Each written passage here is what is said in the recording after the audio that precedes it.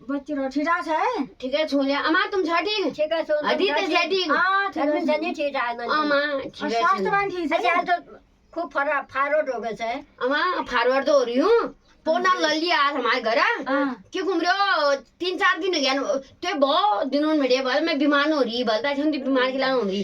वो दिन बड़े बीमार हो गई हूं अमा लगी नजर लागे छै ओए ए अदी हां पहले जमाना बात बताओ ते ठाट कर ली निको छ दुख त नखाने बिहा खाने बिना मलाई अब कालो दुख है हो सोर जान भया धुर जान भया पानी लागरो त अहिले पानी जान भया चम्ले काडुन भया यो सोर जान भया और गडान को तले कान भो जान आइयो गाडी हाडी का भए ओ मा अच्छा न जमान छिन्नी को पहले जमान थियो अच्छा आलो पहले कहाँ थियो अगालो मेरो त भाइ सासू मुख दिग्यो छोरा मुख दिग्यो छोरा त नि देगा मुले सासू दिगा खजाय गाले चोर लजान भया बहु लाइजान भया दूर जान भया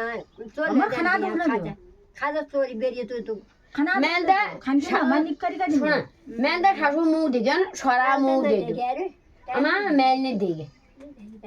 मैंने तो नंदे हसुल ब्याह कर दी मैं नंदे हसुल मेरो घर वाला ब्याह गर्यो नंदे हसुल का घर बड़े कुमडार बड़े मेरो ब्याह भयो